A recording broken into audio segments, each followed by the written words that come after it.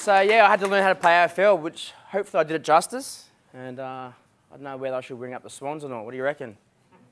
No, they need a full forward. Now, acting has taken me to some amazing places. I've met so many amazing people along the way. This is a photo of me up on Darnley Island, up in the Torres Strait Islands. Do you know where that is? Yep, up between Papua New Guinea and Cape York. They're a part of Australia. They come under the Queensland government.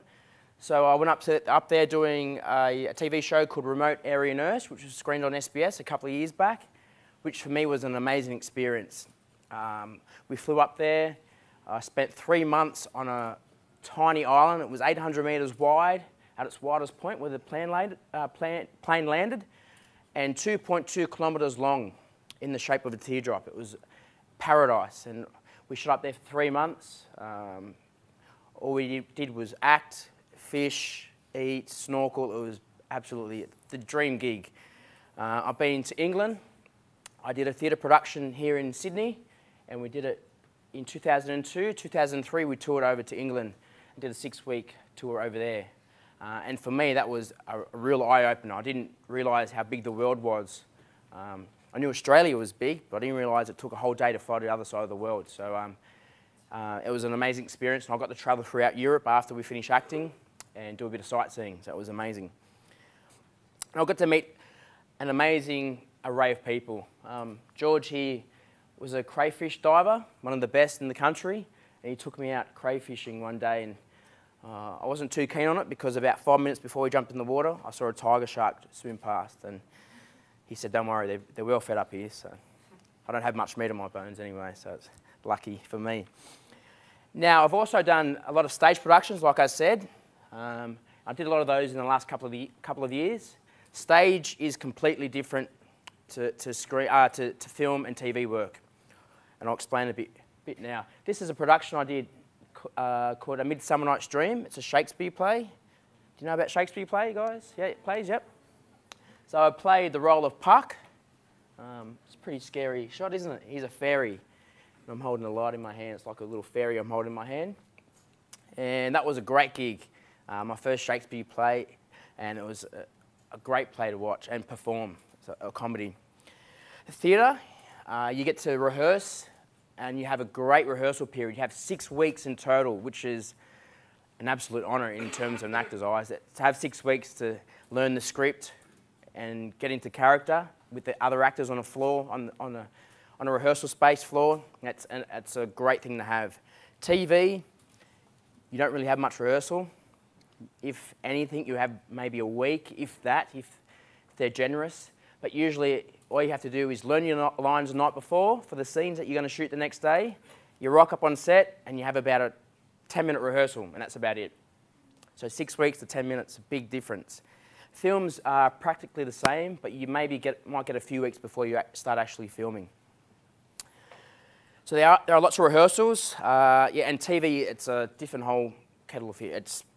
The pace of it all is just really crazy. I'll give you an example.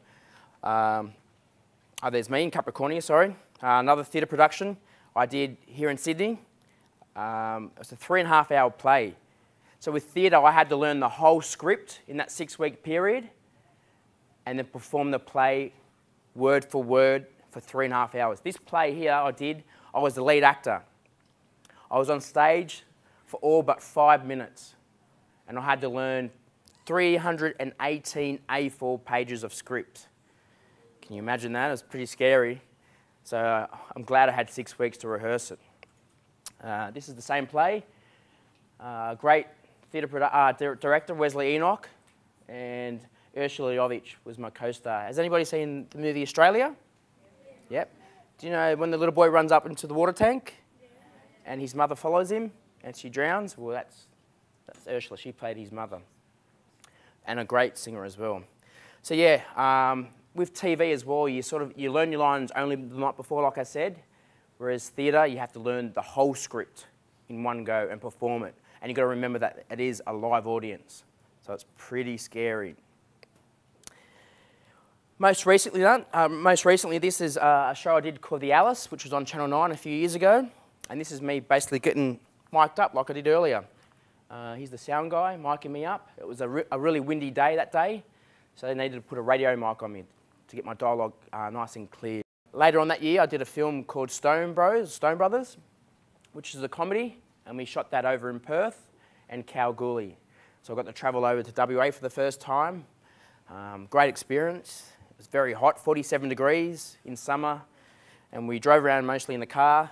We had no air conditioning, so it was pretty tough, but we got through it. Okay.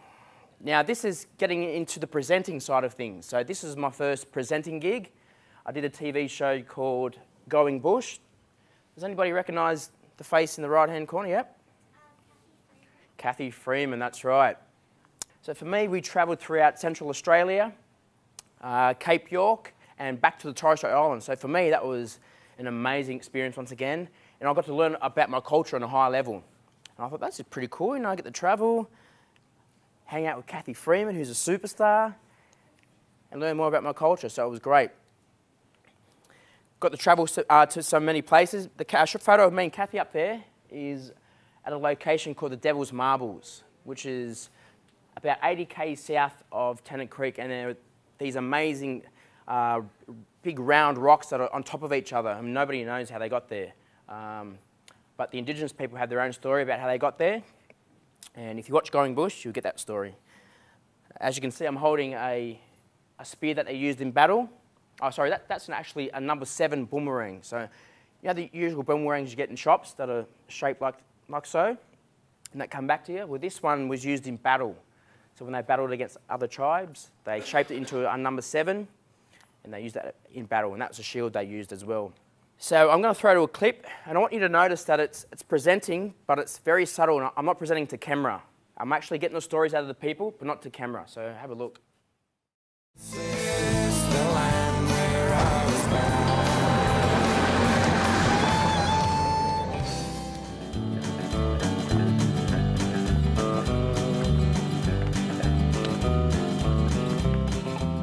Tough, hardy stockmen like these have been meeting here for years to celebrate Caprillia. But nobody seems to know quite how these gatherings were transformed into a giant fashion parade. There was one guy there, he stood out. He was cool. He was a cool cowboy. He had the hat, sunglasses, the vest, the shirt, the gloves, the jeans and the boots. He was cool. Kathy and I have come here to meet up with an old friend of mine, a filmmaker called Curtis Marriott. It's Kathy. G'day. Hey Kathy. How Curtis. you going? Nice to meet you. Nice to meet you. Curtis is teaching filmmaking to this class of high school kids. When he found out I was going to be in town, he asked me to be an actor in one of their films. She turned around, these hairy arms grabbed her and pulled her in. Use technology to tell these Dreamtime stories. There's no better way. It's a way of telling our story still. Back in the day, there was rock paintings, there was carvings, and that's how the story was passed down. But now, technology's been advanced now. It's awesome. Okay. I look like Where's Wally, don't I? Hey? Do you know who that little character is there? Big Ted, that's right. So, Big Ted, my next gig, or my gig that I'm doing at the moment, presently, is Play School. Yes. You've seen me before, have you? Yeah. So yeah, I'm doing Play School at the moment, which is a great gig. It's better than Wiggles, isn't it? Better than the Wiggles and High Five. Yeah, that's right. Good work, guys. So for me, that was totally different sort of way of presenting. I'm presenting to camera. I have a script that I have to learn. I actually have the script here today, one of the scripts from Play School. So that's a basic Play School script. You can see the title of the episode, Pets, the date, and the studio we're in. And well, there's your crew list there. We've got executive producers right down to staging and costume designers, sound and camera. So everybody's on there, similar to what you guys would maybe come up with on a day you shoot. And there's about 30 or so pages there. I highlight my dialogue, as you can see, so I know what I have to say and when it's coming up. Helps me a lot. And I also write down notes because there is a lot of singing and dancing. You need to learn all the actions, so I write down all the actions and try to memorise it all. It's a hard gig, but it's so much fun. I feel like I'm reliving my childhood. It's really, really good. And there is no auto cue, so you have to really memorise your lines. Now, this is a shot from a film I did called Needle, which is out in cinemas in July of this year. And for me, this is a whole new experience. It was a genre film, a horror film, and I had so much fun with it. There was a lot of blood and a lot of special effects, and you'll see a photo in a minute, and it's all fake, so I'm going to prepare you all. None of it's real. It is fake. It's movies. Movies aren't real.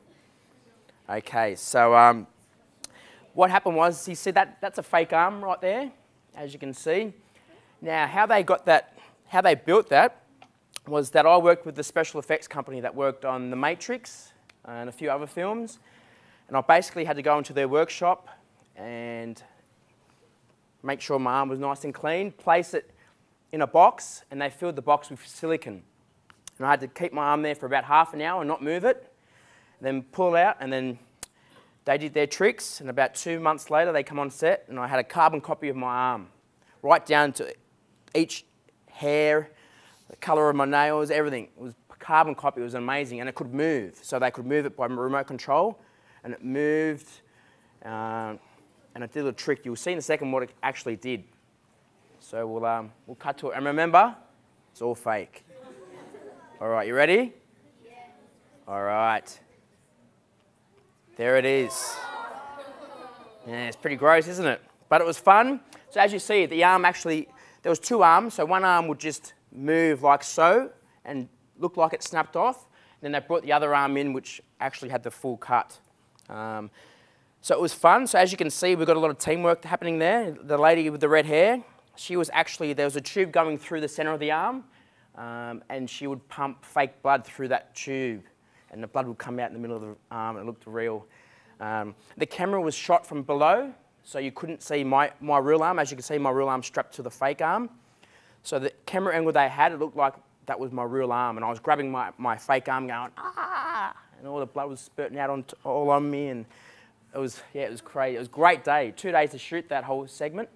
I had blood coming from my mouth. We used a blood tablet, and the blood itself is just corn syrup mixed with colouring. So now that was about a 5-minute scene. That took 2 days to shoot. It's very hard. The scene actually required me. We're in an indoor rock climbing centre there, and I had to climb up a 10-metre wall about 50 times in that day. Very tiring, and that's another thing. You have to be prepared for a very long day when you're on a professional film set. Now this is a shot looking back at the crew. So we can see here we've got 2 cameras, and everybody's got their own job. The guy in the yellow shirt's a cameraman, and there's another guy just behind the arm sitting down with a hat on. I don't know if you can see him. So that's the angle that we use the camera from up there. So he was sitting down and looking up. We have 2 camera assistants looking after the cameras. One's holding it, one's got her hand in front of it so the blood doesn't spurt. We've got a continuity person, a sound person there, so everybody knows what they have to do, and they rock up on set knowing what the job is and being really professional. We usually have about 80 crew members behind the camera on a set, so it's a big group of people to be working with. So everybody's got to rock up and know what they have to do and be professional. But everybody, we all have fun doing it. It's a great career, and you always got to have fun with it. And this was a great fun 2 days. Now, my best role to date is that of being a father. I am a dad to my son Marley. That was a shot taken for TV Week magazine a couple of years back. And when he saw that, he wanted to become an actor. But he's gone back to, he wants to play rugby league like I did. But he's 10 years of age now. He's a bit older than that. But that's my best role to date, and I'm a very proud father. Good luck with everything. You've been well prepared, hopefully, today, listening to myself, Shane and Sarah. But most importantly, and I stress this, most importantly, have fun. Filmmaking is about having fun and working together, and teamwork's a big thing. So everybody know what they're doing and have fun with it, okay? So that's it for me. Thanks very much.